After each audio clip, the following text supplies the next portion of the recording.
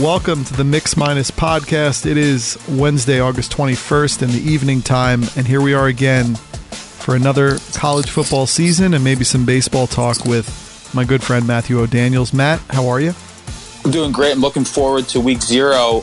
Looking forward to Florida, Miami, down in Orlando. They're playing. I'm just excited for the 2019 football season. How about you? We always talk about it, but these first couple of weekends, I think it's this one and then it's Labor Day weekend, college football has the floor to itself, and it has started to do a good thing, which is to have good games, especially on the Labor Day weekend. But Miami, Florida seems like a pretty good game. Now, there's a lot of stuff at play there, right? I mean, the whole Manny Diaz thing, anybody who's lived in life, I totally understand how it went down, right? I mean, he took the job at Temple, and then immediately there's an opening back at Miami. It's almost better to go back there at that point. And no one should feel bad. It's almost like the marriage didn't happen. It really didn't work out. So, I mean, I'm not that upset about that. You're not, right? No, but Tate Martell might be. I mean, he can't land a starting quarterback job anywhere he goes. But yeah, and the weird thing about Florida is they lose all these top recruits. Mullins is a fantastic recruiter. Big in-state rivalry game, obviously. Love the fact that they pushed it back to August 24th. Just totally excited for the game. And that's the thing. It's like you don't know what to expect. It's just a big game for the state of Florida, bragging rights, the whole deal. I don't know. I'm excited to see what's going to happen. I think Florida wins, but we'll see Miami's got, like you said, Manny Diaz. He's got, I think, what's his name? The McKinney guy, the old offensive tackle, to be their offensive line coach. It's just kind of put up or shut up type of deal. That's how I look at it. I mean, Mullins, a fantastic recruiter, but then he lost all these guys. And then there's been some in-house things that are going on, in-house strife. I don't know. It's interesting. I think I'm just excited. I'm just excited to get the season going. I think the smartest thing that college football can do is to have these big games early before the NFL season starts. Because the one thing about college football, no one wants to get a loss on the board, but you can survive it if it's the first week. And if you're playing a big game against someone, because people understand that it's not like they have preseason the way the NFL does. This sort of is it. Let's kick it off. Let's go for the good of the sport. Let's have some good games here. And although although as a USC Trojan fan, I'm not looking forward to playing Alabama again next year in Dallas. Come on. But whatever. I digress. That's very true. But I think you brought up the Tate Martell. So he was at Ohio State, right? And then came to transferred, Miami. Thought he was going to be the starter. Got beat out again. I think he was a 5-star recruit, and it's just funny because I guess he's got an attractive girlfriend on Instagram, and there's just some weird. If you follow the social media, it's just kind of funny how he gets trolled, and it's a weird situation. He doesn't seem to ever be happy in his brief college career, and we really haven't gotten the chance to really look at him because he hasn't been able to play, but he was highly touted coming out of high school.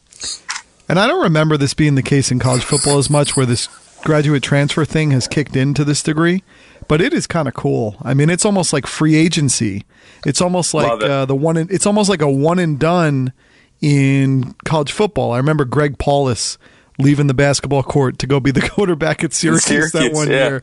I remember there was the guy who used to have at USC who went to Pittsburgh to be that. And a lot of times we look at this in the preseason and we say, oh, it'll be so cool to see it. And it never quite works out.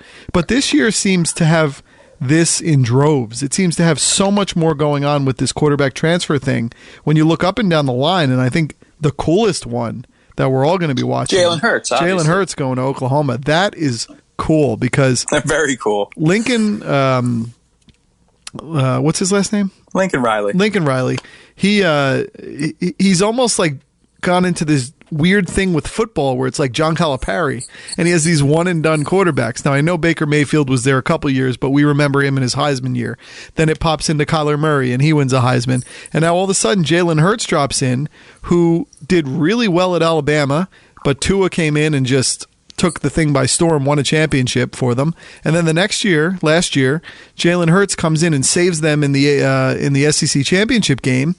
And then Tua's sort of injured around the end of last season, but they're going to go with Tua because you kind of have to. He has electricity in his blood. But Jalen kind of being the graduate transfer, heading over to Oklahoma, makes Oklahoma someone who you're like kind of into watching, because I know we were into watching them before, but the defense was always something that you're like, oh, all right, whatever. But it's going to be really kind of cool in a free agency kind of way, but in college, to see Jalen Hurts go from the Alabama system to Oklahoma and to see if I know he's going to be dual threat because that's what he does, but after all these years of playing at high-level football in college, maybe he has something to show with his arm mostly. I mean, I think that's going to really be an intriguing watch. Yeah, I think there's no doubt about it that Lincoln Riley's probably the most prolific offensive head coach or offensive mind that's going right now. But let's not forget Kirby Smart kind of gave that game to Alabama by going for that fake punt. So let's not forget about that. Georgia blew that game in the SEC title. Yes, I'm sticking that to Georgia fans who everybody's, especially down here in South Carolina, obviously you have Clemson fever, but I mean, if I see another, Georgia G on another vehicle, I mean, it's like, this is their year. You have that little window where you can kind of make it or break it. And, I think this is their window. I don't think they're going to do it because I think Alabama reloaded again. And, but whatever, I didn't want to overlook that point.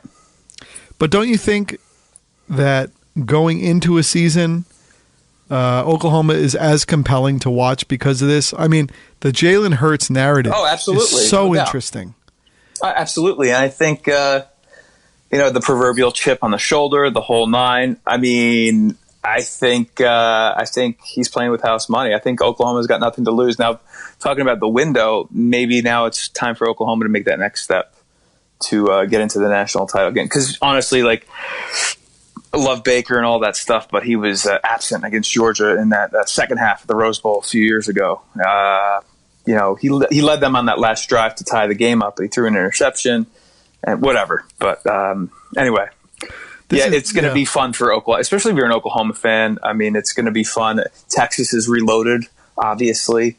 But I'm not buying Texas. I think they beat Georgia. Wow, Georgia's coming up a lot, incidentally, in this opening segment here. But the Cleveland Cavaliers of the 1980s. It's so weird. It's like Texas won 10 games last year, but I saw them live against USC. USC was not that good. As did I. And you were there. Hello, and it was great.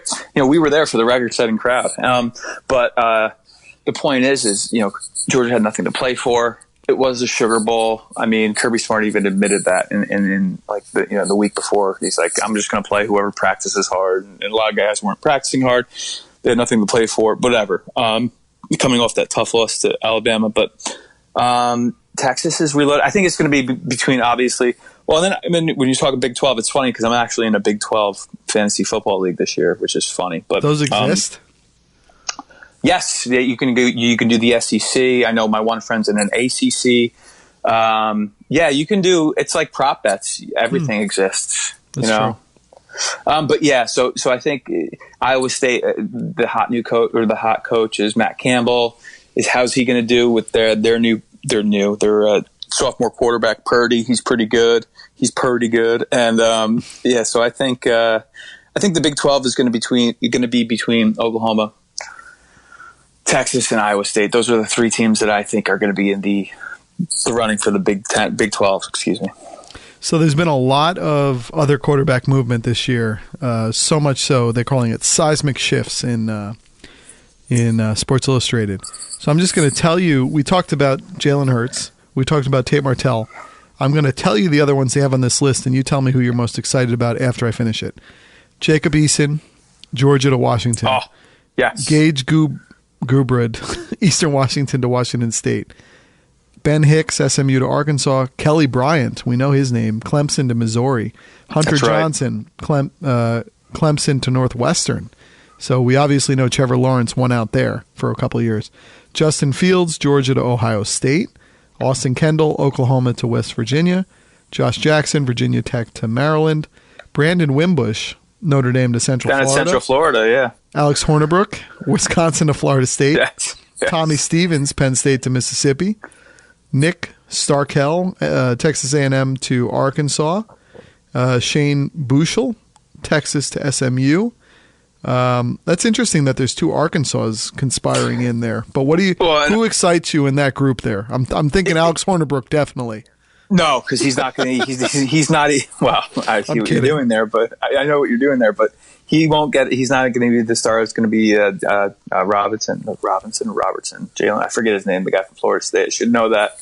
But the point is, Eason, a Washington guy who went out to Georgia to play. Man, Georgia's coming up so much. But everything leads to Georgia. All roads lead to Atlanta, always, and Athens. Eat a peach. The actually interesting thing with that, as you go more into that, was I think Eason was a commit to Mark Richt, and then Kirby Smart was able to come and keep him in line to come back and keep his commitment. But it's weird because I was listening to a podcast, and they were saying that I was actually supposed to go out to see Washington this year, and that plan got changed. I was going to see USC play Washington on September 28th. That plan got changed. But from what I heard, in terms of the O-line, and they're losing. They lose Pettis, and they lose like their seal guys. But what Peterson has done at Washington, I guess Eason's a big guy. Their offensive line, they're just big in terms of physicality. They're just big. So it'll be interesting to see because in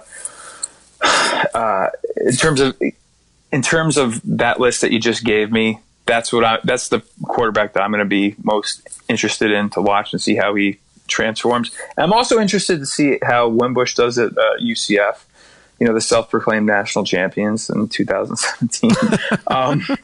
But what I'm trying to say is that's out of that list. That's who I'm looking forward to. And not to steer back to Oklahoma, but I'm looking at these games. Dana Holgerson's down at Houston. Houston plays at Oklahoma. Houston has been just like the launching pad for the next. That's where the guy from Herman was at Texas. I just think there'll be. I think that's a great job for Holgerson. I love it. They might maybe Oklahoma's too big, too good, but also Oklahoma got. They got that the defensive coordinator from Washington State, Grinch, and they're supposed to be better on defense this year. So that'll be a good game. And I'm looking at other games. This is, how like Florida Atlantic was like hot like 2 years ago when. Oh, what's his name? When Lane Kiffin, right? Lane was there. They open up this year at Ohio State. Let's see. Like last year, they opened up. They got killed last year. I forget who they opened up, but and then you have the Holy War, which is weird. Utah's at BYU on the 29th. There's a lot of good games, and I don't know. But getting back to your point, and then obviously Oregon plays at Auburn on the 31st of August, and that's the Pac-12 is so bad. Like they gotta win. If you're a Pac-12 like supporter, you gotta go to Auburn with Herbert and Cristobal and all the Oregon hype and the cool uniforms, and you have to go down there and win on the plains down in Auburn. But I was just looking at that first kind of week of games, and then moving into the second game. Now, this is I know I'm kind of going all over the place here, but that's what podcasts are for. Army is playing at Michigan. Yeah. People think they could win, right? Dude, well, I mean, they crushed whoever they played in the bowl game. They had 70 points on them or 60-something points. Army, the over-under for wins is 10. Wow. Army, that's what I'm saying. So, Army plays at Michigan. I heard a podcast with Harbaugh, like, dude, this is like the year because now Herb is out at Ohio State. So, and then obviously you got Penn State to deal with too, who's always tough, and Michigan State. But it's just one of those deals where here you are, you think you're going to get a cupcake, game, but then Army's going to be tough. It's just they're weird. They're like this. The last 3 years, Army's been like the Navy of the previous 10 years. You know what I mean? Just like the fly in the ointment type of deal. That's like the title of the episode. Army has been the Navy of the previous 10 years. That's what it is. It really, I mean, honestly, you know what I mean? It's just wild. That sounds that sounds like a Francesa-ism. You know what? And guilty as charged. Guilty as charged. I will give an early Christmas present. Nebraska plays at Colorado at Folsom Field on September 7th. Love the Cornhuskers, by the way. I give all the points. And the men of Corn, Big Red, should roll. So that's my early Christmas present. It looks like Frost had a good recruiting class, as you expect he would. And we always joke that he begrudgingly went back to Nebraska after living in Florida and building that thing up. But yeah, it'll be interesting to see that. It's like uncool for Nebraska to be good now. And then here's my question to you. Being at Texas when we were at Texas last year, I mean, say as depressed and as unhappy as, and I'm not a depressing guy. Like I don't really deal with like I don't understand any of that. But talk about just emotionally, just being, I'm just so low, which is sad to say, but that's where, you go all the way out to Austin to get killed by Texas. I'm watching the fourth quarter in the hotel room, and Texas hosts LSU this year on September 7th. That's a top 10 matchup as of right now. That's an intriguing game because Texas has got a lot to prove, but so does LSU. I would love if I could go to that game. I would love to go to that game. That's in Austin or in? That's in Austin. Yeah. Okay. I thought Austin. They have a home and home. Yes. I wish I lived I wish Austin was as close to me as Philadelphia is, because I think Austin is a special place. Like that was unbelievable. That was your first time there? That was my second time. I think we were there in 2001, but I barely remember that though. But like this one, and I was only there for. We got the Hot Water Music album, but anyway, I think my point is it's a great place. Actually, my friend just started law school down there, so he just sent me a picture.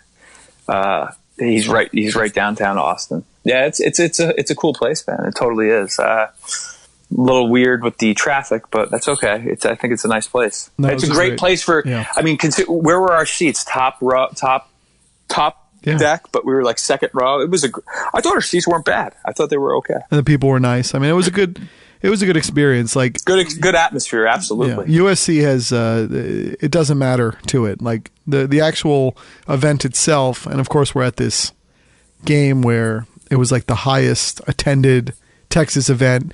I'm sure every time you go, it's the highest, right? I mean, that's got to be. I don't know. That's debatable. But you had the flyovers. You had that was intense. That was Vince awesome. Young was there. I loved it. Vince Young. Yeah, it was Vince Young. Yeah, it was a great time. I mean, I just kept thinking I have to get in the car after this, and I was like, "You're so worried that you have enough in the tank, car wise and body wise." And I had enough, but people will always joke about, make fun of that. Oh my God, you're on the road. I've never been as liberated and happy as driving on that road, knowing I had to get home, and it wasn't a big deal. You just do it, and it wasn't a big deal. But that was an unbelievable atmosphere. I mean, that gave you the chills, cool. Even if you have nothing to do with either side. That's nice to hear. That's nice to hear because even as a USC guy, it was kind of cool watching the band. They have a cool fight song. The whole experience was really cool. And I don't even think I will say that I was very it sounds so stupid, but when I go to Notre Dame, this year, it's going to be the same deal. It's like a business trip mentality, that type of situation. I want to go in there, do what I want to do. It wasn't like we did the tailgating or any of that, which I'm sure we could have done. You know what I mean? So it's even with our bubble screen experience, it was just it was still cool. Yeah, it was despite really the outcome. I would have liked to stay there for 3 nights, but instead of one quarter in my hotel room, I'm pissed off sending tweets. What an idiot! Yeah, anyway, you were the fourth quarter in the hotel room. I was the fourth quarter somewhere on whatever that highway is in the dark, trying to find a Whataburger. Locust, Texas. I was like, oh my God, Bresnahan or something. I'm like, what the hell's going on here? This is crazy. I'm going 78 and people are passing me on a dark highway. But no, that was really cool. And I was happy to see that work out, other than the flying squirrels when I got home. Why don't let's kind of go through some of these top teams with our thoughts. And I'll say Clemson's number one. And so I've done my research. I'm on Sports Illustrated, so I got Alabama number one, but I think it's Alabama, Clemson 1 and 2. What do we think of the two? AP. Well, here's the deal. Clemson, dude. All right, so I got this information today, but I've talked to 2 Clemson season ticket holders who I've known the whole 6 years I've been down here in South Carolina. 10 years ago, Dabo's recruiting, his allotted recruiting numbers, or in terms of allocated money, it was like $390,000 10 years ago. Now it's $3.9 million. They lost those 3 defensive linemen. Here's what I'm trying to say: they have literally reloaded, and whether or not, that was half the reason why Jimbo left Florida State and went to Texas A&M, because Texas A&M wants to compete, and they kind of doing whatever they want to do. And they probably will. They probably will. And Jimbo was like, good, you're going to, because basically Jimbo said to Florida State, all right, this is what Clemson's doing. We got to do the same thing. We got to keep up. Florida State said no. That's why he left. Dabo has reloaded, and it's hard to believe, because it's like, how do you reload, with Alabama? Well, they have, according to everybody that I've talked to and all the research that I've done. And it's just incredible. How do you reload, and how do you keep up with Alabama? Well, I guess Clemson is going to do that. The only tough game, I believe, is I think they host Texas. Yeah, they host Texas A&M, and then they play. The ACC. They've got a cupcake schedule similar to Alabama. Hosts Texas A&M. Clemson hosts Texas they do. A&M. Yeah, September 7th, but that's early enough. Right. It is early, but then similar to Alabama, a cupcake schedule. I think Alabama plays Duke. That's their tough non-conference game this year. That's right off the bat. It's Duke, right, and then they got New Mexico State. Give me a break. They got Texas A&M at Texas A&M October 12th, which would be a cool game. And LSU November 9th is a big one, but whoever knows. Texas A&M plays 3 top 10 teams. It's ridiculous. Anyway, but yeah, so that, I think it's, once again, and I know how many. This is 4 years now we've been talking about Alabama, Clemson. Well, Alabama 5 straight playoffs. Yeah, I think it's going to be it again. And I feel like Alabama would win because of the edge of having been destroyed the previous year, and they've never been destroyed like that ever. Yeah. That was Saban's worst. Saban, when they lost to Clemson the first time, it was all right. They lost by whatever. It was close. The second half they were getting blown out, and it wasn't like Nick wasn't like he was trying. They were getting stopped. Clemson beat the crap out of them. It was crazy. Yeah. But I think it's going to be a repeat, unfortunately, for the people who want to see other people in the mix. But that's an opportunity for Oklahoma or Michigan. People pick Michigan. People are really high on Michigan. I'm sure. Where do they have them ranked? Sports Illustrated 3 or 4? No, they're pretty high up. They're like 11th because of the fact that there's a lot of teams in between with the ways you can get. They're number 10. Have you got any? What's your info on Michigan this year? Have you heard any of Harbaugh? Florida was 10. Michigan's 11. You know what? I haven't seen a lot because I've been studying for MBA finals, but not NBA, but MBA, Masters of Business Administration. I just have a weird feeling about Michigan this year. I think that the elephant's out of the room with Urban Meyer. It's the second year that they have Shea Patterson in the system. I believe they brought in somebody who was Shea Patterson's, was it his old offensive coordinator at Mississippi State, was it? Ole Miss, Ole Miss. I think this is that Shea Patterson, Chez? No, kidding. Anyway. That's right. The home of Patterson. I don't know. I've had a weird thing about Michigan sitting there. They got to do this year. They literally have to. Because I'm drinking their Kool-Aid. Yeah. Jim is headed to the NFL if they don't do it this year. I just feel like it's like they have to beat Ohio State finally. They have to, and I think Ohio State. I don't know what this comes from, but I think Urban Meyer means so much that not having him turns you sort of into an upper middle class team, not an elite team. And I don't think they're going to be as great. Haskins had an unbelievable year, and he's looking a little funny in the NFL.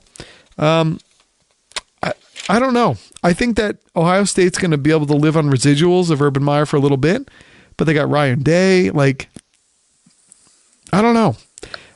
I think these things stop. Excuse me. I think these things stop quickly. And so they have Sports Illustrated has Ohio State at number 6 and Michigan at 11. If Michigan is not at 6, at least with Ohio State at 11, that's a big problem. That's a big problem for Jim Harbaugh. He has to do this. They got the quarterback they wanted as a transfer in year 2. How many times do you get a quarterback transfer for a second year? Like, you got to do this. And I was never that blown away by him when I was watching. But I just think you have to do it. You just have to find a way. You're getting paid too much. You're too important. And I don't know. I think they have to do it this year. And that's a lot of pressure. I mean, when you look at their... Let's see, I said they were 11. You look at their schedule.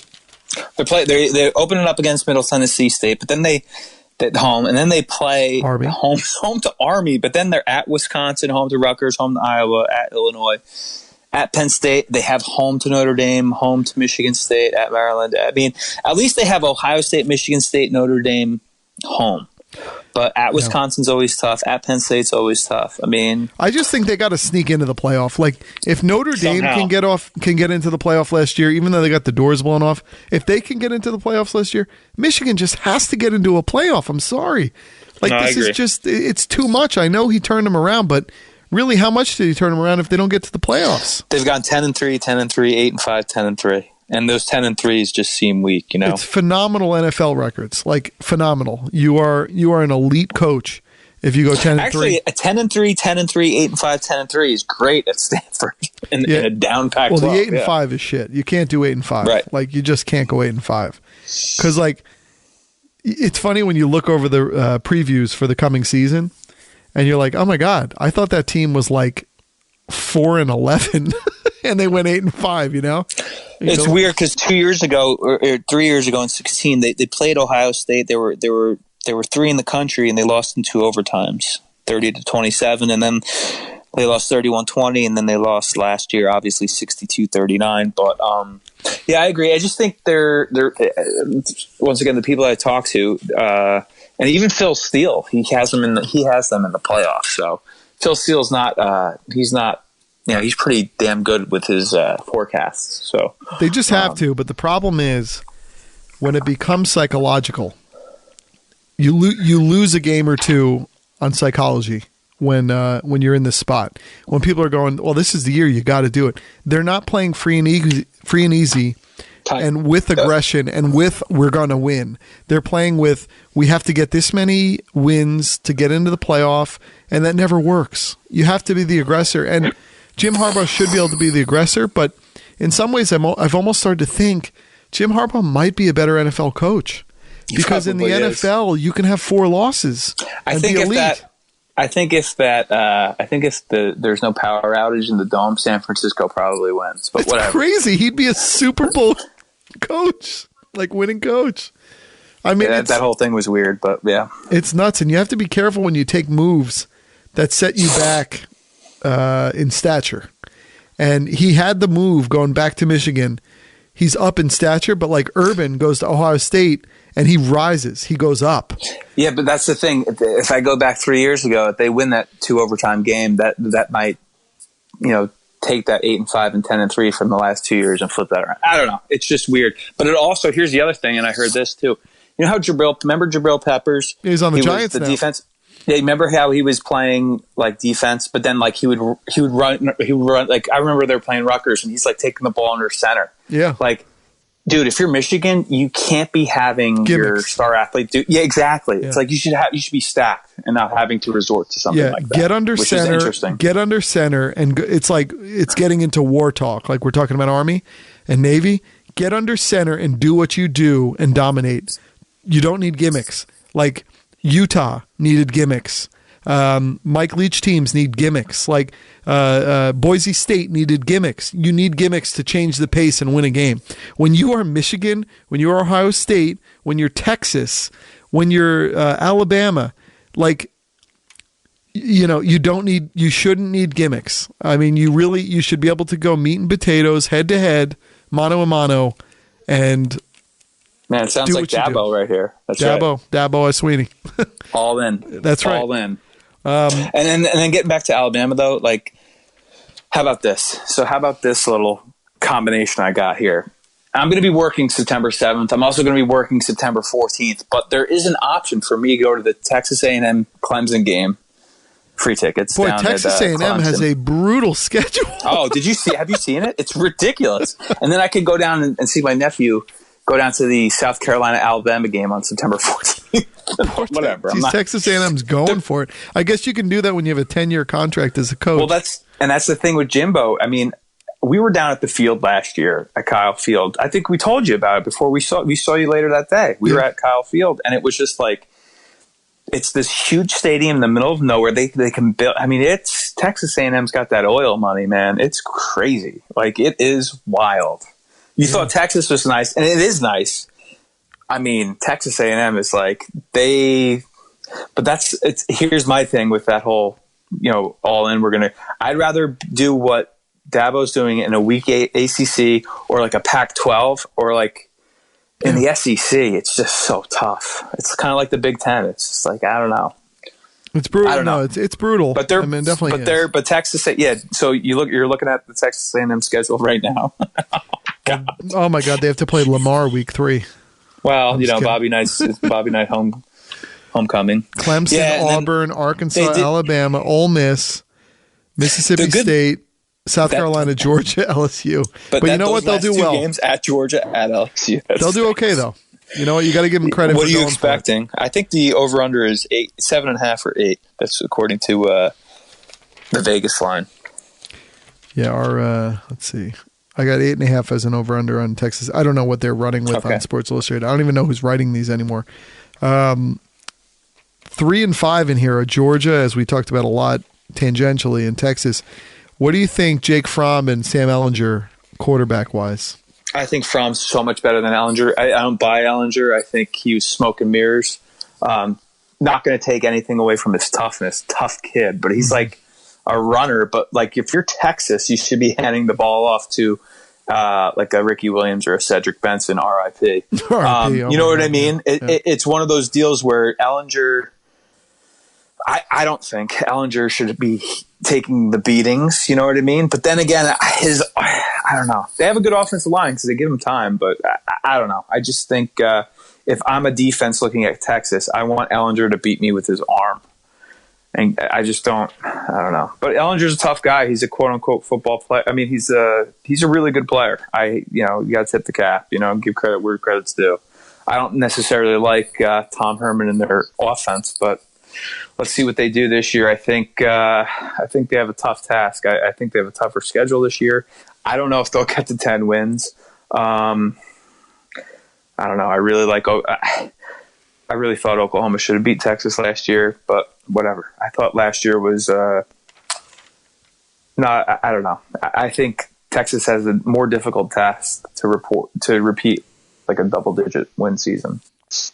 So they got 7-8 in the Sports Illustrated, Notre Dame, LSU. Notre Dame squeaked their way into that playoff, but Notre Dame's defense, that's similar to Clemson. They had a lot of guys go to the NFL or get drafted, excuse me. They did. And it's one of those deals where, so I'm going to the game. How about this? Let me tell you about my weekend. So I'm going up Thursday, Indianapolis, play a little golf in the Indianapolis 500 golf. Then driving up to Chicago, maybe the Cubs in the World Series, go to the game there. Then anyway, Saturday, October 12th, or October 13th, excuse me. I forget what day, October 12th, Saturday. Night game against the Trojans, sitting in the Notre Dame home fan section. Hopefully I won't get killed, but follow that up with the Cleveland Browns Seahawks game on the Sunday. So that'll be a nice little weekend. And then we might hit Midnight Madness with Press Virginia and Bob Huggins. Actually, they don't do that, I found out, which I was a little pissed off about. But that was a good little weekend. I think Notre Dame, like USC could find lightning about. They could sneak a win there. Like 2 years ago, USC got killed there. USC almost beat them last year at home, which was a really pathetic. I mean, USC was not good last year, so I think no, they were bad. And you thought they were good in like the game against Texas, and then you were like, oh, okay. Remember, I said that night, I was like, they could totally be I forget what the number was. They probably didn't get that low, but I was like, they were 5-7. It was horrible. Oh my god, it was their worst year. It was their worst year in like it was horrible. It's funny because I'm actually a friend of mine's a big Florida State fan, and then I'm also on November 2nd. I'll be going down to the rivalry game between Miami and Florida State in Tallahassee, which I'm really excited about. It's like me and my friend and I. He's a Florida State guy. I'm a USC. We were so pumped about last year, and both our teams went 5-7. I mean, it was the first time since 1979 that the Florida State Seminoles didn't go to a bowl game, and like it was just. I guess we have nowhere to go but up. But I think getting back to the Notre Dame, I think USC could maybe sneak a game. I just think Brian Kelly's got so much to replace. I mean, yeah, Ian Book's back, but like, especially on that defensive side, I think they have a lot to replace, and I just don't see them going to the playoff again. And you know what? Notre Dame always plays a tough schedule. I don't see them. I think it's going to be a tall order for them to, repeat a playoff appearance. As I go ahead and look at their schedule right now, I don't know. I just have a question. Does Maction do it for you? Like if you have the opportunity, you're flipping around. Are you going to go in and watch like a Tuesday or Thursday night or Wednesday Maction game? I thought that was a player. Why? What team are you thinking here? No, I'm just saying in general because like they've been all right. So Maction's, they've been on for like 20 years, and it's like I still haven't gotten into Maction, like Wednesday night Maction. You know what I mean? Ready. I'm not ready. I'm not ready in the week. You think by now I'd be like a Toledo guy or a Bowling Green or Kent State, you know what I mean? And it's like I'm not. It's just it's not good. So I'm looking at Notre Dame, and I see Duke on here as well. Duke's got a tough schedule because Duke is starting with Alabama. I wanted to ask, as a Giants fan, did you watch Daniel Jones play one snap in college? I saw him play last year against Wake Forest.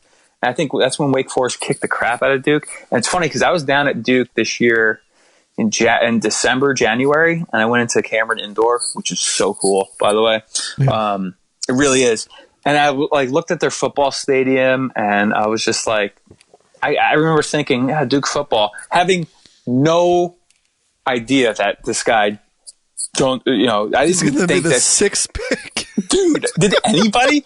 But I do respect the Giants doing that. I like the fact that they did that. I just don't agree with how they're doing it, but. Then to a point, I kind of do like the fact that they didn't tell anybody because that's kind of funny. That's kind of it's interesting. Kind of funny to me. Everyone's comparing it to like Dave Brown, who was also a Duke quarterback. Dave Brown, but and it's very similar kind of name, Daniel Jones, Dave Brown. It's funny. I saw them play last year against Wake Forest, and they stunk. I mean, do you remember him though? Do you remember him even like throwing the ball? Yeah, I mean, I know his receivers dropped a lot of balls last year. That I do remember, but then it was nothing like. It's weird. It's like you remember that guy from Central Michigan, like 3 or 4 years ago, Daniel Lefebvre or Lefevre or whatever. Yeah, like he was the guy who was talked about. Like I don't remember Jones getting even talked about in that type of breath. You know what I mean? No, I mean it's not like there were quarterbacks I was dying to have in this draft. I wanted them last year when they took this coming year, they took Saquon Barkley. Because I would have loved Darnold, who they could have had, but or no, did he? I forget. No, I think they could have. They could have. The Jets. Right? I forget if the Jets drafted up for that, but it was weird because they got him, but then I sat there and I like to kind of zig when people zag, and so I'm like, well, maybe they saw something because you're really going out on a limb. Taking a guy number 6 who no one thought was that good. So maybe you did see something. And I do have to say, I mean, it's only preseason. Who knows what matters about preseason, but he's kind of looked in control, and he kind of looks like the actor who would play Eli Manning in a movie. I mean, it's weird. And I'm looking at getting back to Notre Dame, at Louisville should be a win. Home to New Mexico should be a win. They're at Georgia between the hedges. That'll be a tough game. But then they're home to Virginia. Excuse me. Everyone's high on Virginia. Bronco Mendenhall. They went to a bowl. I'm not. in the not take the under. I'm not buying any of Virginia, what they're selling. Anyway, then they play so they have 3 straight home games, home to Virginia, home to Bowling Green. Then they play on the 12th, home to USC. But I forgot about this. USC is also coming off a bye. I don't know if that helps or hurt USC because who knows. But then they're at Michigan, home to Va Tech, at Duke, home to Navy BC, and then at Stanford. I mean, I would say, looking at their previous schedules, a lighter Notre Dame schedule, but it's still pretty tough. I mean, USC's always tough.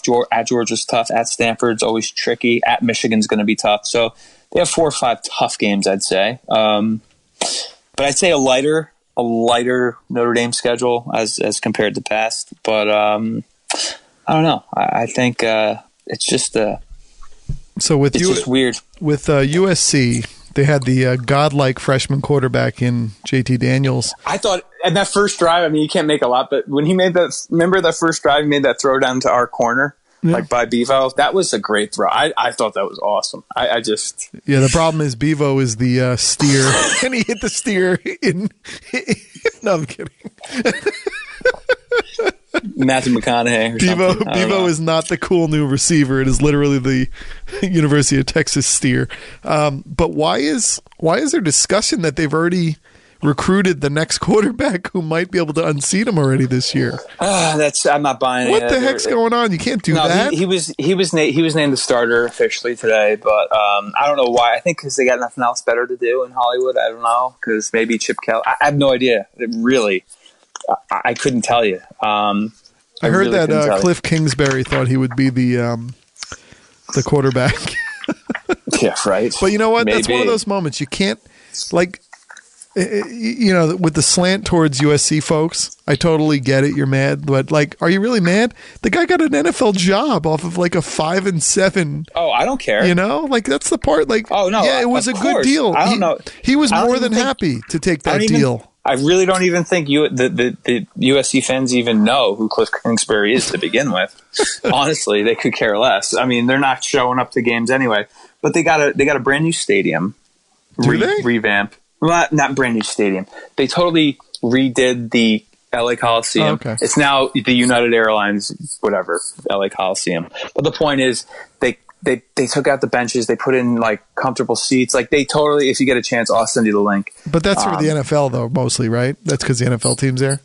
No, it's all USC now. It's all USC. I mean, the Rams might play there this year, but everything is now the Rams Cardinal moving? And gold. Oh, they're getting a new stadium. They're sharing with the Chargers next year. They're building a new stadium in LA. Okay. But so the Trojans open up against the Mountain West champion Fresno State Bulldogs. Jeff Tedford, the former Cal coach, leads the Bulldogs into LA Memorial Stadium, brought to you by United Airlines, which is funny. A lot of people are pissed about that. So they have their first 2 games at home, Fresno State and Stanford. Stanford's always tricky. Then they're at BYU, non-conference game, a game I was supposed to go to, but I had to reschedule. And then they're home to, once again, this is so stupid, the Friday night game. At least they get it at home this year to Utah, which is the Pac-12 South.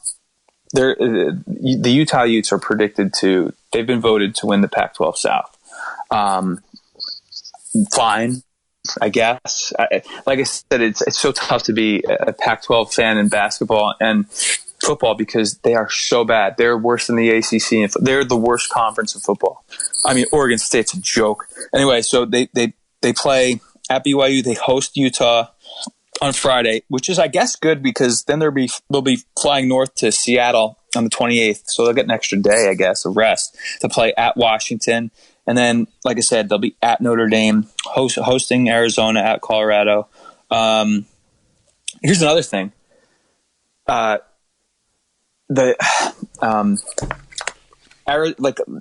and Arizona State, they rarely get any love, especially recently. Is Herm still the coach? Herm's still there. He plays to win the game. They went 7-6 last year. They beat their in-state rival 41-40. But we play to win the state. Yes, but here's the deal. Here's what I'm interested with Khalil Tate, because Khalil Tate was injured last year. Oh my God, he was everybody's darling last year too, going in. But then he got injured, and then he's playing under Sumlin. They don't know what they're doing. So who's the head coach? Kevin Sumlin. Now he's in his second year there. I thought you said someone. No, Kevin Sumlin. He's in his second year there. Oh God. So it'll be interesting. There's another guy from Houston. He went from Houston. That's funny. It's such Houston to Texas A&M. Yep. So here's the deal. To hate mail. Oh God. To visors. Yeah. And so I think that'll be interesting to see how they respond and see how Tate, because he was talked about like as preseason Heisman last year. Oh my God, yeah. And he just fell off. He just got injured, and then Arizona's not that good. But what I like about the Trojans is that they have nowhere to go but up.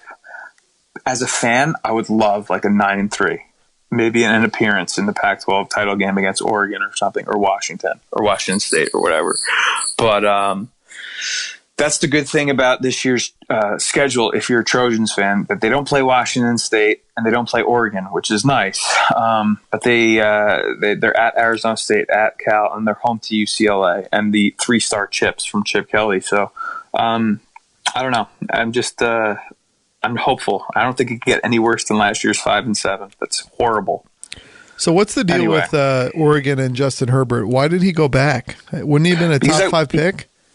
I think he would have gone. I'll put it to you this way, Matt. I think he probably would have been drafted ahead of Daniel Jones. Oh, yeah. I mean, but that's because I guess Oregon just plays in a weaker league. So he plays against a lesser of a competition. But I don't know if the ACC is that much of a step up from Pac-12 defenses, because when you look at Jones, it's funny because I was watching Jones's college film. It's like he looks good, but then when you watch Herbert, it's like, holy cow, Herbert like is a little bit taller, looks a little bit more physical. It looks like there's more upside. I had a game last year, I forget what game it was. Oregon might have been the opening game of the year. They're playing some non-conference crap school, but Herbert's just throwing it all over the place. And then Cristobal is a dynamic recruiter. He's getting guys left and right to come to Eugene. I think it was the reason he stayed was to improve his stock, whatever that means. I don't know why he stayed. Yeah, it's weird. Like that would worry me almost a little bit. And the hard part I have with when I watch Daniel Jones's video is it's like, oh, the basketball beautiful Jones. Yeah. Well, it's like, oh, that was a beautiful throw. And it's like the guy was 5 feet wide open. And I want to see how guys hit people when they're not open. But I do have to say... There were some drops, though, if you watched some of his tapes. I should have sent you. Yeah, that's what Gettleman thought. But you'd probably think the same with Eli Manning. I mean, you watch college football. Do you remember watching Eli Manning in college football? I remember his bowl game that they came back and won. That was pretty crazy. I think it was his sophomore year, when he first came in. Yeah, I do remember him, but it was, once again, it was like he didn't have talent. Like, it wasn't like Peyton, though. I mean, Peyton was running Tennessee, at least from what I remember, the way he almost ran an NFL team. And like where he's in control of everything. Eli reacts, and I think reaction sometimes helps you better in the postseason. And that's why for a time Eli was up 2-1 on Peyton until Peyton had Denver cover for one at the end there for him when he didn't have a lot left. But it's almost like Eli kind of flames out in the regular season. I mean, flames out is an overstatement. He has really good seasons where his yardage is up, he's got good touchdown numbers, but he almost locks in the postseason and just goes on runs because he's able to pinpoint bizarre throws. Just like in baseball, guys can hit bizarre home runs, and you're like, wait, how did that happen? And Peyton's such a perfectionist. You get to the playoffs, and things get so hard, and the pinpoint isn't there, and you can't control things. You need the Sandlot wacky magical play, the angels in the outfield carrying you to something. And Eli always had that. So that's why I always have trouble. But Justin Herbert going back is weird. When Daniel Jones, I guess he was a senior though, right? Or was he a junior? I don't know. But I don't remember one moment of Daniel Jones. And then the minute he's drafted by the Giants and then ESPN showing the highlights, I'm like, oh, okay. But then I look in the pros. You must enjoy seeing when a guy you've watched goes into the pros, and then to kind of see, you can see in that moment if he kind of has it or if he doesn't. I'll say this, and not to cut you off, but I'll say this. Before he got injured, I mean, Deshaun Watson was kind of he was exceeding my expectations. He was elite. As far as elite. But like he was exceeding my expectations translating into the NFL. Like I didn't think he was going to be that good. Right? Oh my God, absolutely. No, and then I had that game. I had that game when they were at Seattle last year. Was it last year or the year before? They were at Seattle, and like he threw Watson like 5 touchdowns or something. It was, yeah. No, he was. There's a certain quotient for will. And he had it. Like he has. And it's weird because I did see him 2 years in a row down at Clemson, and I'm like, I don't know if this. I mean, is this guy like? They look like college quarterbacks. Yeah, they look like college quarterbacks. And then there's just something, and that's the most enjoyable part of the NFL for me, is watching when a guy moves to the next level. I think Tua is going to be. That's going to be fascinating. You know, it's fascinating. That's going to be fascinating. You know, what's going to be fascinating is. This whole narrative of USC being like quarterback Carson Palmer was about it. I mean, Leinart didn't do anything. Mark Sanchez. I mean, it was fun watching those Jets teams go to the title games those 2 years. Well, now you got Sam Darnold, Matt Barkley. Yeah, okay, but that's like then you have like Cody Kessler and Matt Barkley and whatever. I mean, it's just like they're like the middle. They're like middle. They're middle. Matt Barkley was he playing for the Bills? What's going on? They're middle reliever. It's just enough. We used to be like running back or whatever, like Marcus Allen and OJ. Long relief They got guys who are really good backup quarterbacks. The Radinsky Award. Yeah, it's just one of those deals where I'm sick of seeing that. But that's the good thing. Because if you were to have told, like, it's weird when I looked at, because I did see Darnold play twice in person at USC, but it's weird because when you looked at like Barkley quote unquote looked better than Darnold. But Darnold's got like that whatever. He's got like a Watson. magic. Yeah, he's got a little bit of a magic where it doesn't look pretty, but then it's dangerous though. I don't like that. No, he's got a moxie. But he's not in control. You want the guy who's 6'6", who throws it on a line, 3 steps. Who looks like Ryan Leaf. Yeah, exactly. 2-step drop or 2 or 3 step drop. I don't even remember. But shotgun, boom. Like Sam, you'd watch him and you'd be like, I think he's faking out the defense because they don't think he's going to throw it over them. And he does it. But it was crazy. I mean, I was at that Cal game and I'm going like, it's like not hocus pocus. It's frickin' frack. It's just wacky. It's just like he makes plays though. But you like that, yeah, right. So we got Utah like middle of the pack, about 14-15. That's where they always are. Utah and Stanford kind of too. Yeah, but they're picked to win the Pac-12 South. I mean, overwhelmingly. They kind of have some offense this year. Yeah, they do. I don't like. I mean, you're down on the Pac-10. Yeah, the 12 pack. No bueno. I don't know. 12. Yeah, sorry. 12 pack. Well, so USC could be interesting though with the Brandon Wimbush thing, right? UCF, you mean? UCF. UFC? Did I say UFC? Like the national champions of 2017. How about that injury? It stinks to that kid, Mackenzie Milton. I know. Do you remember? Oh, geez, that was brutal. And then, that's his high watermark is college too. He's an elite college quarterback. And it stinks because they would have given LSU a better game had he last year in the bowl game. They were in the bowl game, but it's Wimbush. It'll be interesting because Josh Heupel, I think it's his second year down there, and it's Florida's so weird because here you have Florida State that's trying to improve on their 5-7 and rebuild their program after Jimbo left them in shambles, absolute shambles. Don't blame Jimbo though. Whatever, he checked out that last year, and they had to reschedule that University of Louisiana Monroe game just to get to 7-6 to go to the bowl game that year. But anyway, one of those deals where Florida. I mean, there you got Lane at FAU, and then you got UCF, and then Florida, Miami, Florida State. I mean, those are, and Florida is like it's a big. You get a lot of players out of Florida, obviously. No, they have it. I mean, they have it in a pretty good place. Do you mind? If you had to see another Clemson Alabama game, would that bother you, or would you rather see like a Michigan or somebody else in the mix? I wouldn't mind watching a rematch in the national title game, honestly. No, I think we need it. I think I'd like to see the other two team. Well, no, I'll tell you what. I'd like to see Michigan in there, and then I'd like to see Oklahoma with Jalen Hurts in there. I think that is... Have them play Alabama. That would be fun. That's great. Fun. I mean, that's great.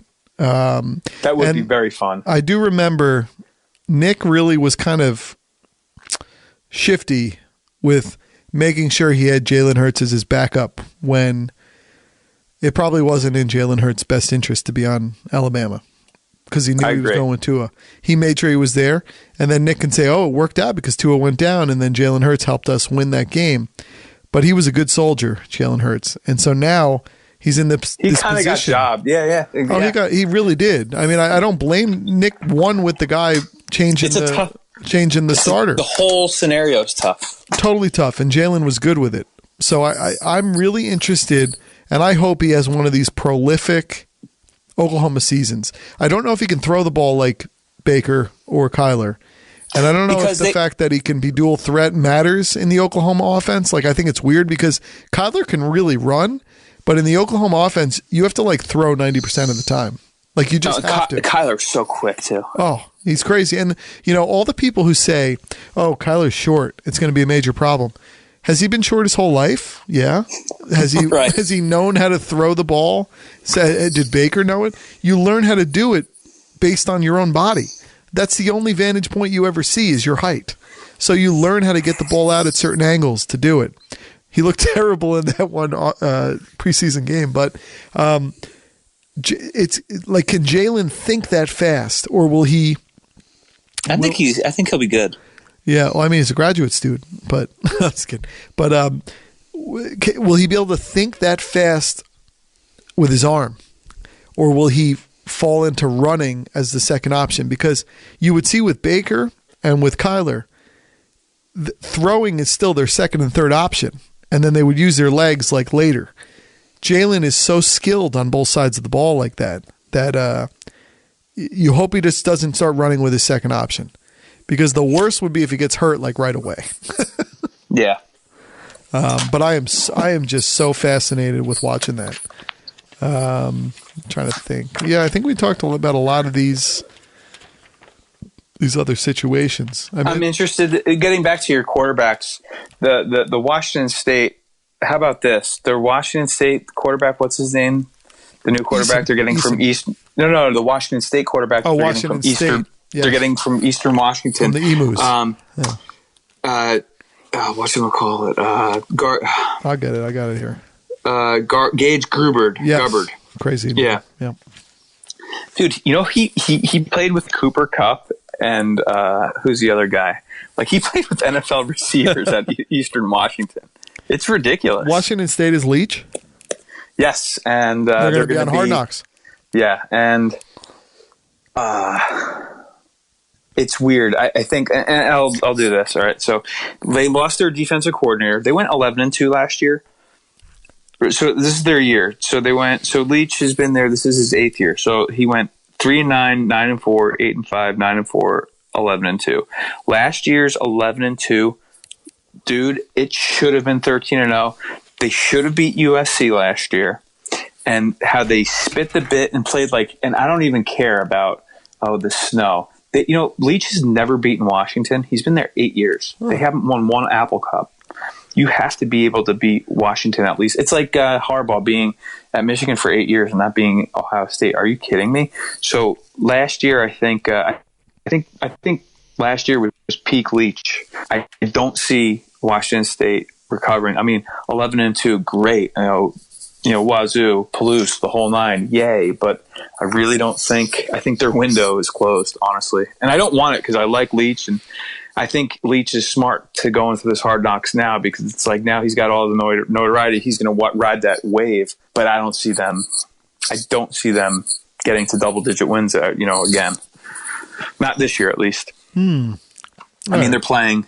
They have a soft non-conference schedule, except they're playing Houston at Energy Stadium on September 13th, but at Oregon, tough. At Utah, tough.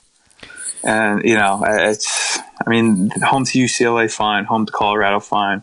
Home to Stanford, home to Oregon State is a win, but I don't know. I just don't. I think their window, like I said, to get to double-digit wins is over. Oh. So, but you like Leach. He's a dynamic character, the whole nine. Of course. All right, so I think we've hit a lot of the college football, right?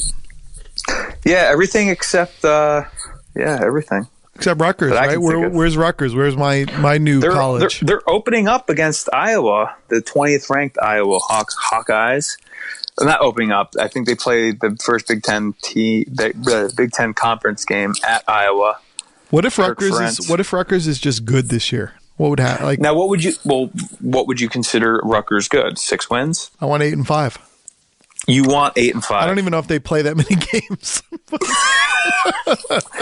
I was advised to kind of be mum on the subject, so that's what I'm just going to say. Why? Because they're going to surprise, or because it's so bad?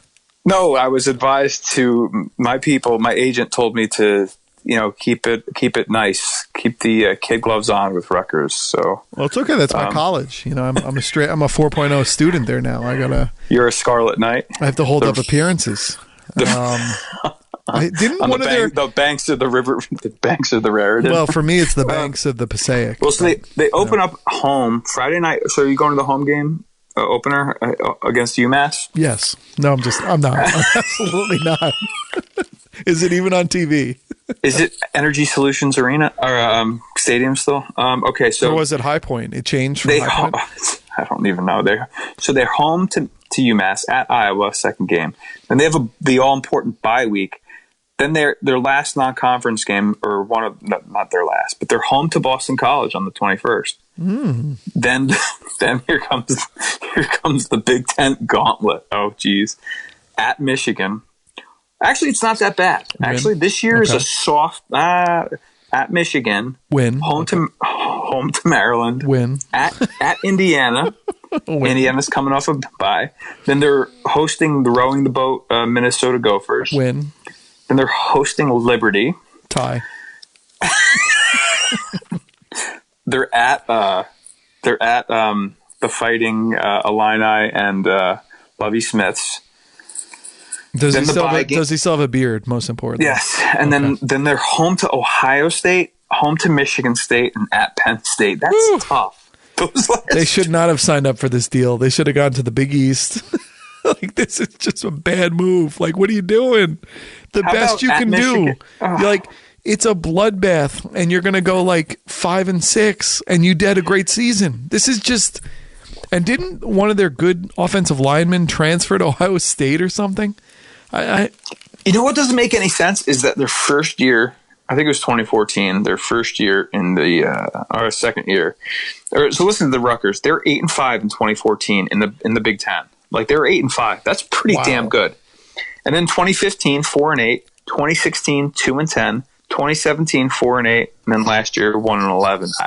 I mean, you got to think that they're probably going to get 4 wins this year. I'd say they're going to get 4 or 5 wins this year. Wow! You'd like to see UMass as a win at Indiana, or home to Liberty as a win at Illinois. There's 4 wins right there, so they probably get 4 wins. I don't see them winning home to Ohio State, home to Michigan State, but they might sneak one. I don't know. I just. Chris Ash, yeah, that's right. His fourth, dude. They're 3-24. 4th year? He's in his 4th year. Yeah, he's 3-24 in the Big Ten. They're gonna rise up from the ashes. What happened to Shiano? He took the defensive coordinator position at Ohio State. No, with New England. Oh, that's this right. Offseason, and then abruptly resigned. He was coming off to Ohio State. Yeah, he was. What happened? This guy has such a weird career now. Well, it's really too bad. He probably should have got that Tennessee job, honestly. Oh, that was awful. I can't stand that. Yeah, it'll be interesting. Why don't we do a couple of random topics? What does Charlotte think of Mac Brown and the Tar Heels? Oh, that's a fun one. Yeah, it's 72 or something. How old is he? Oh my God! It's his first year, 30th overall. They just can't let up. He's coming back. He's coming back to North Carolina. He was the previous head coach at North Carolina from 88 to 97. They just can't. They can't let up. They just. Sorry, I didn't mean to interrupt. But what were you saying about Charlotte? What does the city of Charlotte think about hosting a potential Super Bowl? No.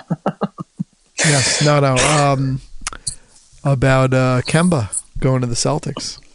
It's weird. I'll tell you this much. My buddy who works for a company, they have box at Time Warner Cable Arena. That's what it's called now, I think. I forget. I think so. Not happy.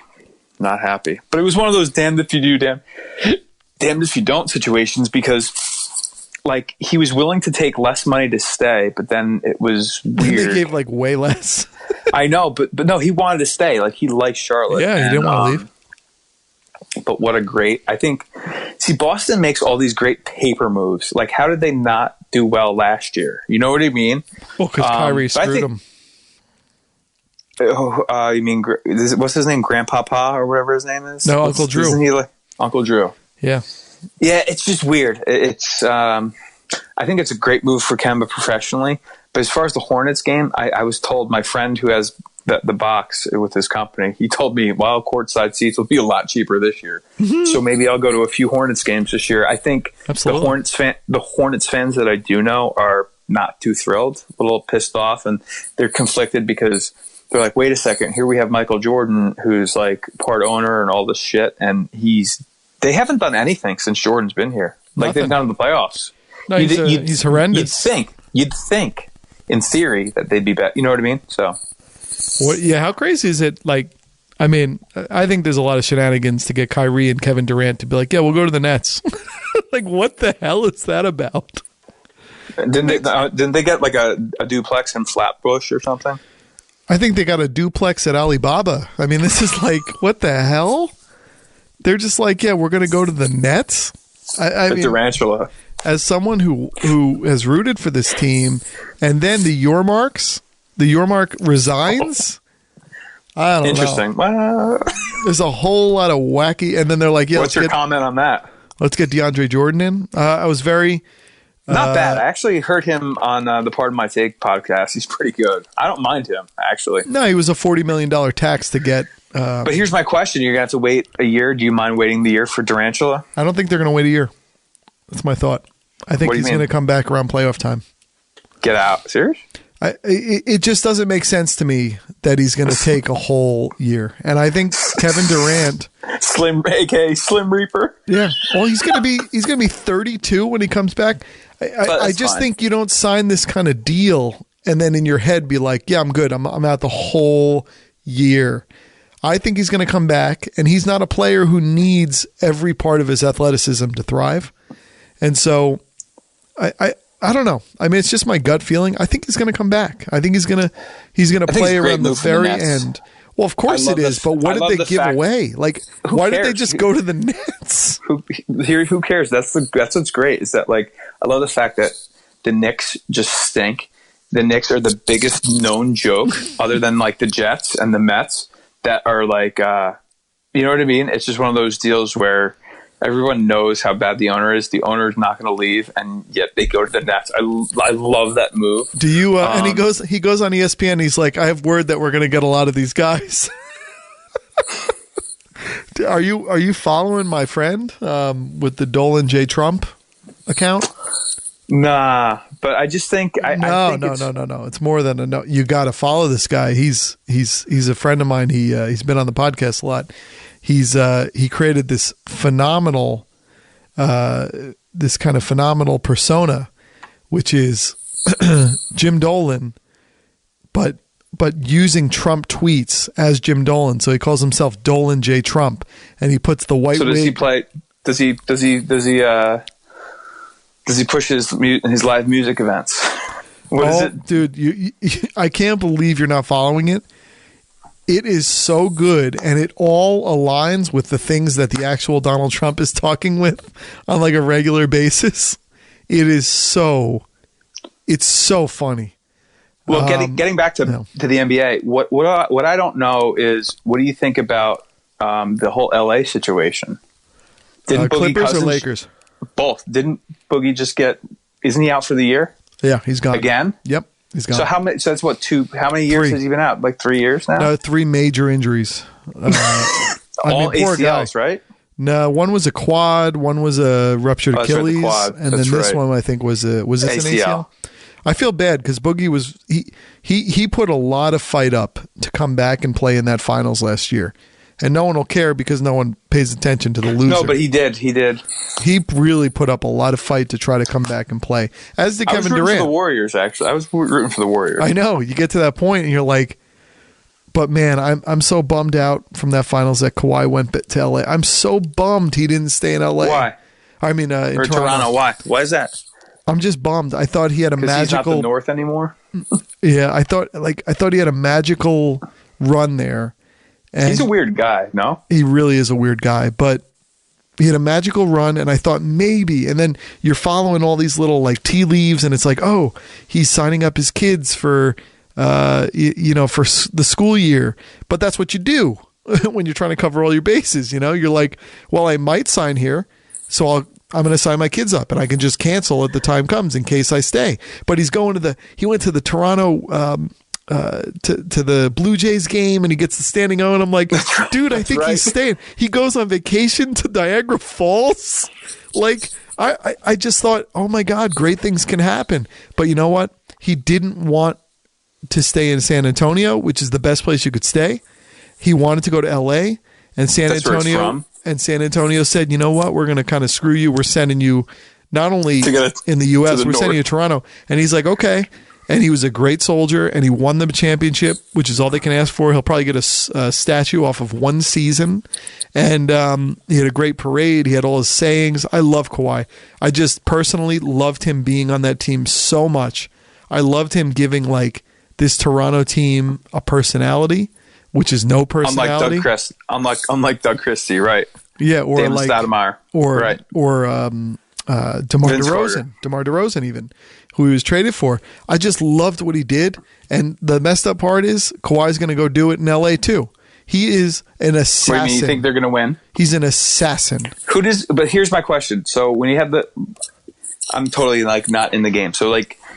When you look, all right, so the Lakers don't have DeMarcus, but when you taking away DeMarcus on the Lakers, when you match up roster right now, the Lakers versus Clippers, what does it look like? So LeBron versus Kawhi. Clippers absolutely destroy the Lakers like 100 So now to 70.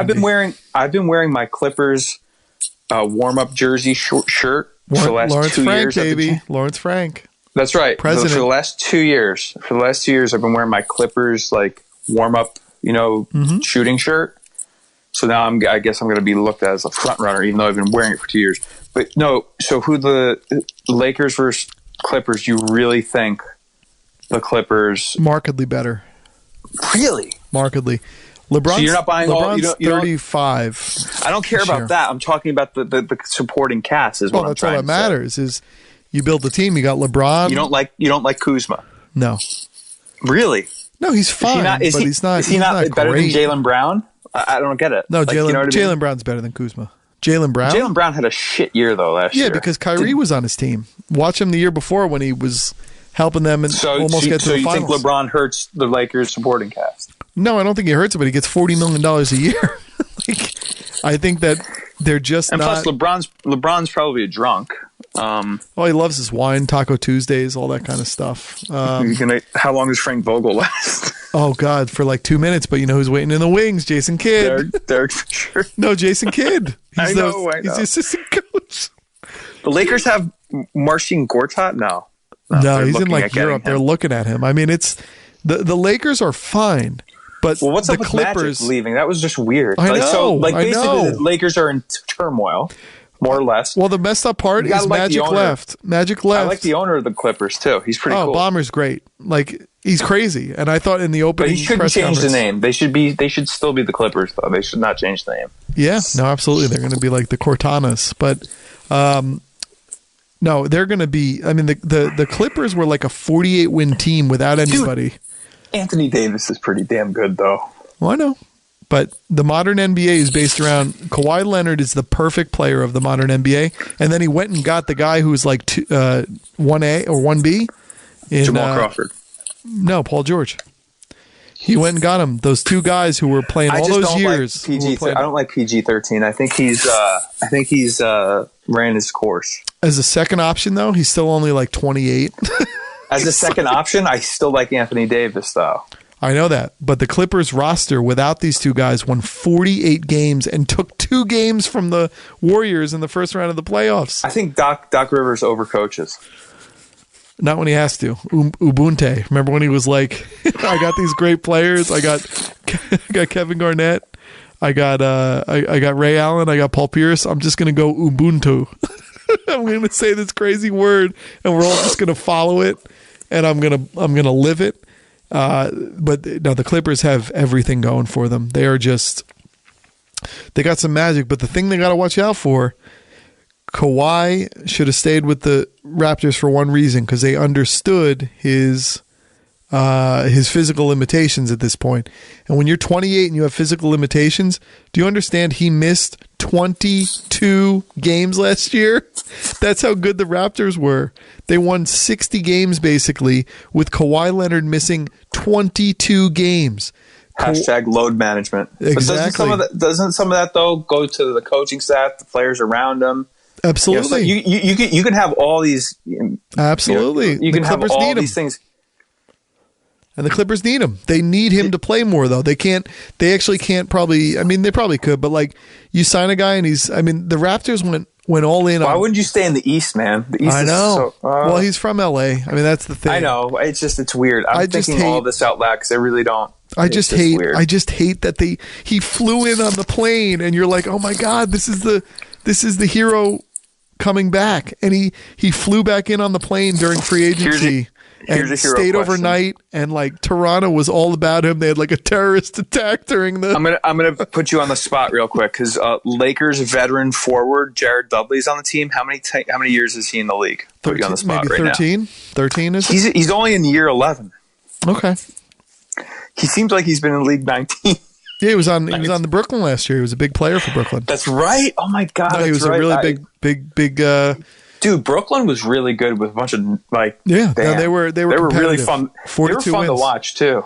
This is. I had a bunch of their games last year too. Yeah, they were very competitive, and D'Angelo Russell was really inspiring, smooth as a player. And now he's on Golden State. You mean when he wasn't getting caught with pot in Louisville? What a weirdo. That's right. And now he's in Golden State.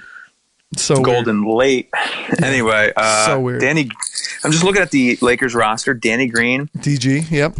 No, that was a good move. Talon Horton Tucker, and KCP, Kentavious Caldwell Pope.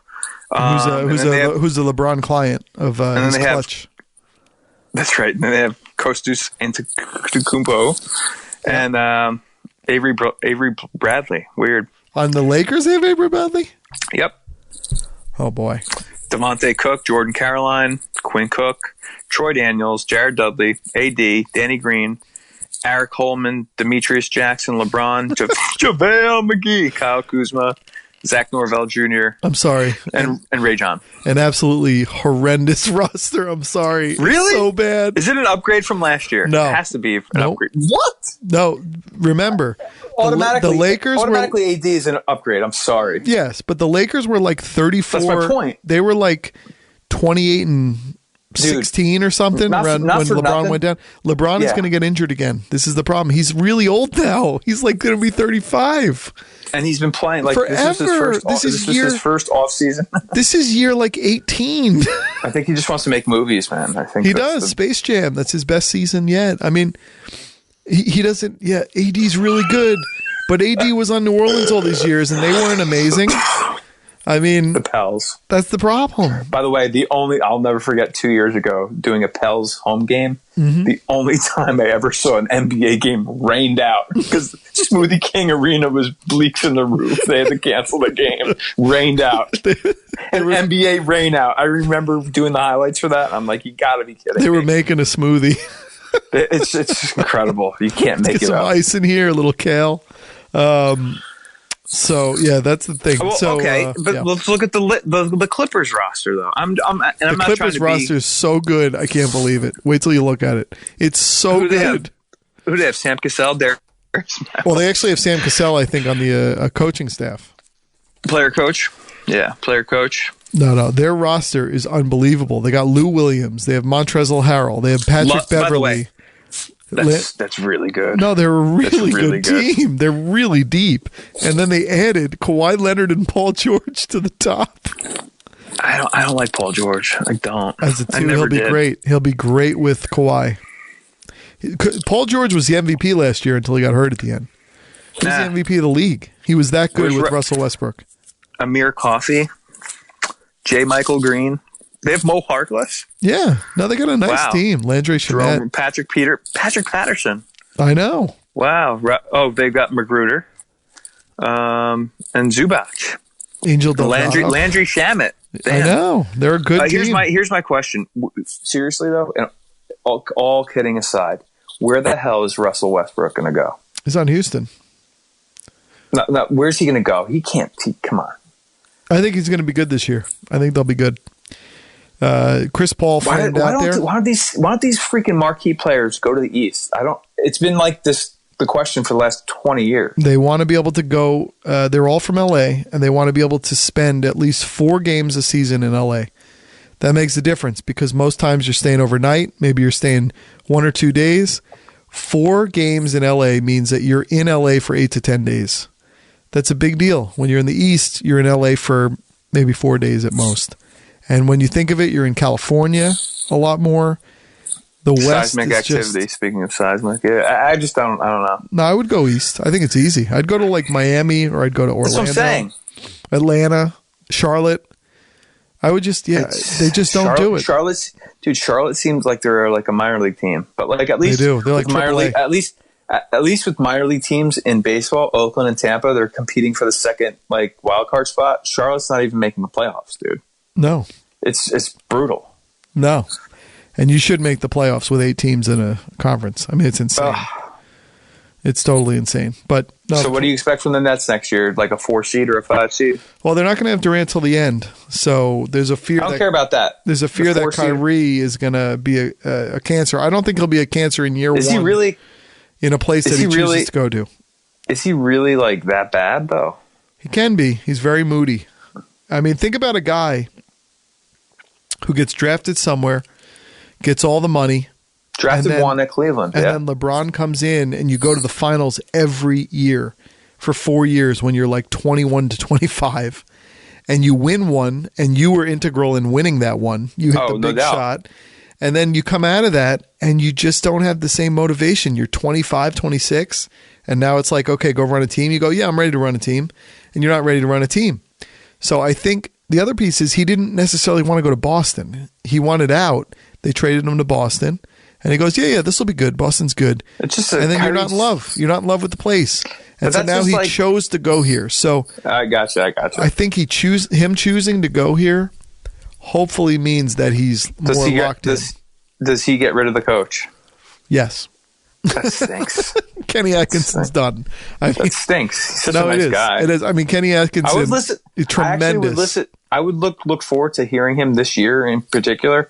I heard about 2 or 3 interviews with Mike. With him, yeah. It was like because Mike went to the same high school he did, so everything's like he's a Long Island guy. Kenny, we've known each other. 40 years. Yeah, I've known him. I've known Kenny back with the horses. Speaking of knowing, whatever happened to basketball guy at the gym? He was like the white guy for the Harlem Wizards. Oh yeah, the dribbler. Yeah, Mike. Whatever happened to him? Mike Simmel. He's still around. He has epilepsy, and he does all these camps for kids who have special needs and things like that. Oh wow! I wonder how he's doing. No, I see him. He's on Facebook. He's friends with me. Oh, that's awesome. Mike Simmel. Remember Deli? I saw him. Remember Deli from the gym? Hey, what up, man? How you doing? Yeah, he's a nice guy. Yeah, but I just had a basketball flashback. Basketball Jones. Yep.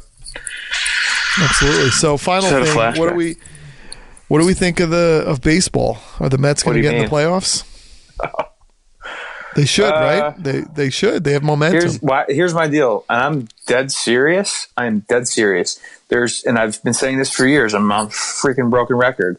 Just like the Jets, when you have crummy ownership, and it all starts from the top, and we all know it starts from the top. When you have crummy ownership, like the Knicks and the Jets, yeah. So that's a known factor. they should get Tebow just to at least. What do the Mets have to lose to pay Tebow just to be like the minister on the bench? I'm dead serious, and this is not tongue in cheek. Like, just to like be a positive guy. And then with that being said, because he's going to be in the dugout, he's wearing a uniform like a manager. You can, on top of that, still sell your merchandise. I'm being dead serious. What do the Mets have to lose? Well, the problem is he can't. How is that a distraction? The problem is he can't come on Saturdays because he has to do College Game Day. The point is you have to. If you're the Mets, you work out a deal to figure that shit out. You have all these Harvard educated, multiple degree guys. Figure that shit out. They don't have them anymore. They're all like with the Cleveland Browns now. It just sucks, dude. It just sucks. What do I think? I think they have a legitimate shot because I don't know. Because Dave Martinez and Gabe Kapler are bigger dopes. I don't know. I just did you watch that Nationals game last night? No, but Mickey Callaway's not a great manager. But like the thing is, he's better than Kapler. Well, and he's better than Dave Martinez. When the Mets made the deal to get Stroman, you're like, what are you doing? No, it was a great move. No, it doesn't make any sense in the moment though. And then now all of a sudden, the team's pretty good, and it's like there's like 5 starters on this team day after day. I mean, it's crazy. No bullpen, but starters. No Nimmo either. Well, he's coming back. He's in Syracuse tonight. They got Jed Lowry coming. It's just tough because because they were dead in the water. Then they go on that ridiculous run. It's hard to maintain. And then they go to that's the thing. It's like you're rooting for them. But then, I don't know. The Braves are so good. But the pitching's good. Like, if you have good pitching, it wears the other team down night after night. I mean, it's going to be interesting. And I don't think no one else has really been a surprise in baseball, right? I have not been. Here we are on the precipice of. I think Tampa's been a big surprise. They have nobody. And do you see what they do? I mean, they're tied for they're on pace to get like 93 wins again. Tampa in that AL East. That's ridiculous. I'm sorry. That maybe it's not a surprise because they did it last year and they had a great run and they have all this pitching and whatever.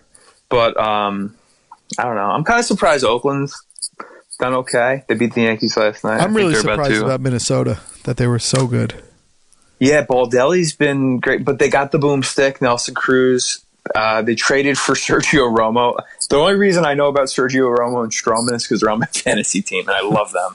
And so, here's the whole question, Matt. The ball's been flying out of the ballparks. I mean, it was 2 weeks ago, or it was last Thursday night, when you have that marine layer in Oakland where you're not supposed to hit home runs, and Houston and Oakland hit like 8 home runs or whatever in the one game, or 7. It was stupid in like a thick. That's not supposed to happen. So obviously, and everyone's been saying it's no secret. I mean, how many people have over 20 home runs this year already? It's ridiculous. Over 40 players. But to your point about Minnesota, yeah, it's funny because my uncle just moved up to Minneapolis, and he was actually at both Mets games when they were up there. Yeah, and they've been a big surprise. They're going to be closing out Globe Life Ballpark. I think in only two more 14 games left at the Globe Life before they open the new ballpark in Arlington. And I don't know. How about Pete Alonso? Rookie of the year. Crazy. 40 home runs already? It's bizarre. And also, my home run derby winner made me a little money, which was nice. That was cool. I was rooting for him too. Conforto's on pace for like 35. Oregon State. Yeah, Oregon State. Little they're fun. They're fun to watch. JD Davis. I like that. It's been like weird. It's just been a weird team. What happened to Chris Davis? Speaking of Davis, like the guy's got 17 homers. That was after. Chris Davis on the Orioles? KHR. No, Chris. Crush Davis is just, I don't know. He got into the witness protection program. 219. It's bad.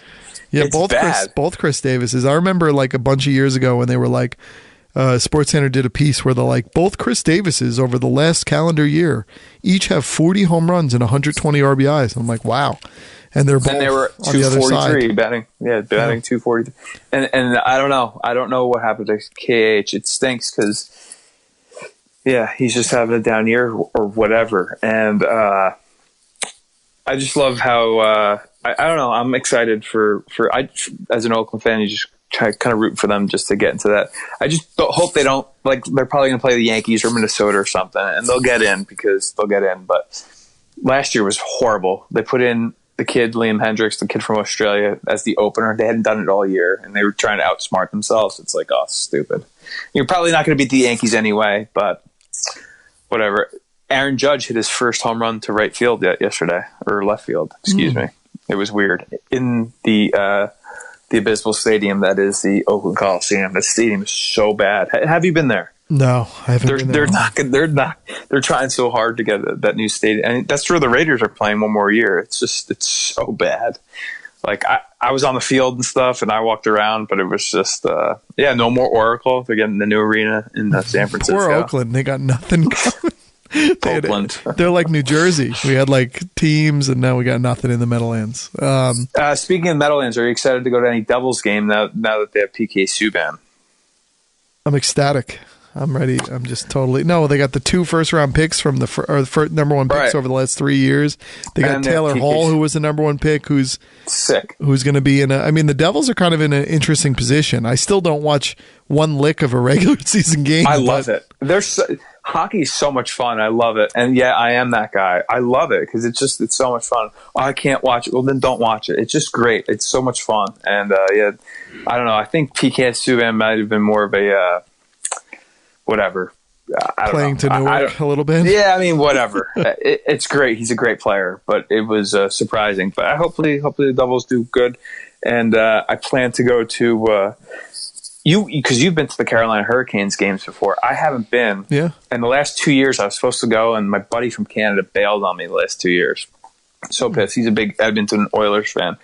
Anyway, so this year I'm going to make it a point to at least hit 1, if not 2 Hurricanes games up there. That's a bit of a drive for me. It's about 2.5 hours, but we'll make it up there. No, absolutely.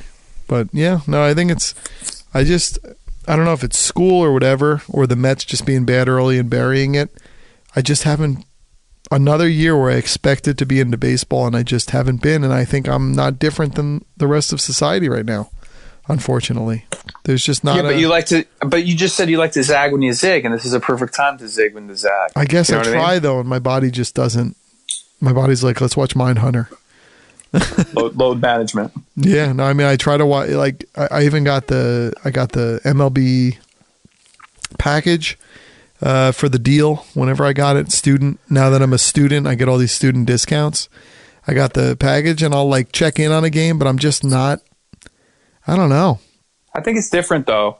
If the Mets were like in first place, and like maybe we're like neck and neck with like a decent Phillies team, you know what I mean? But that's a bad sign because the NBA doesn't. The NBA, I'm independent of whether the Nets are good or not. I'm watching NBA games. Like, I'm watching every NBA game. There's something that happened. It sounds like a you problem, bro. I can't help you there. I know.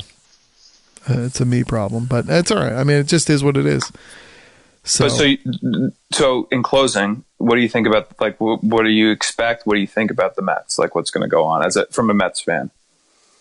Do you even care? Oh no, I care. Once they're here, I'm kind of ready to roll. The only issue is I was listening to Francesa's interview with Mickey Callaway today. That tells you I'm sort of into it because I'm like listening to the downloaded Mickey Callaway interview with Francesa, who knows nothing about the Mets and then all of a sudden knows everything about them because he did one interview with Keith Hernandez yesterday, and like this Keith Hernandez interview, he's talking to Keith like, "Do you think the Mets are even going to keep Rosario?" And Keith is like, no, he's good. You know, his average is good. And then all of a sudden, Mike's on with Mickey today, and he's like, Rosario's been really good. He's hitting 293. He's at the top of the order doing this, and he literally just took what he heard from Hernandez into this. So I think the issue is the Mets have gone like 25 and 10 since the All-Star break. That's really hard to maintain. The one thing I agree with Mike is they're going to have to get to 88 wins to feel comfortable in getting into a playoff. To do that, they basically have to do 25-10 again.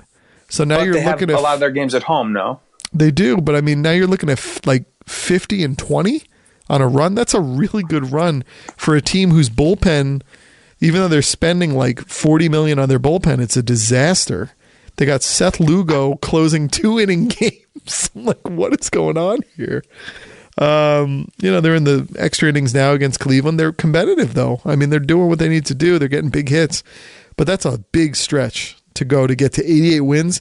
You were that in the hole that you have to go 50-20 or 50-20 to get, or 50-30, I guess. What is it? 50-20 to get like 88 wins? That's a bad sign. And then you got to carry it into a playoff. But just get there. Give me September to be excited about something. Let the first year of this Jacob deGrom deal be something where it's interesting. And they didn't trade Syndergaard, which was good. They brought in Stroman. They should be able to do as well as anybody. And Cleveland hits a home run. Okay, Cleveland's up 3-2. That was Santana. Yes, he's on my fantasy team. Love it. With his 1-year sojourn to Philadelphia. Oh, boy. So, yeah, that's what I kind of think. Well, I mean, at least, I mean, I look at it this way. At least you have, like, because seriously, before the All-Star break, I didn't even think this conversation, September wasn't even really, You know what I mean? So it's kind of remarkable. So good on the Mets. I hope they make it actually, because they, as Dog says, they do bring juice, and you know what I mean? Like, it's the Mets are the Jets. They are the, you know what I mean? They're the net. They are that team that you root for, the underdog. You know what I mean? So I think if they're in the playoffs, I think they certainly have the pitching to freaking step up into a big game. You know what I mean? That's totally the thing. Like, if you're in a one game, who wants to face these guys? Well, you know what you do is once you get to the playoffs, you let the leftover excess starters be bullpen guys. So just get there, So, all right. Well, that was good. That was like hour 40 of just crazy sports talk. So it's a nice way to get back on the saddle. You feel good? Love it. Cool, man. Well, thanks for coming on. Hey, thanks, man. I appreciate it, man.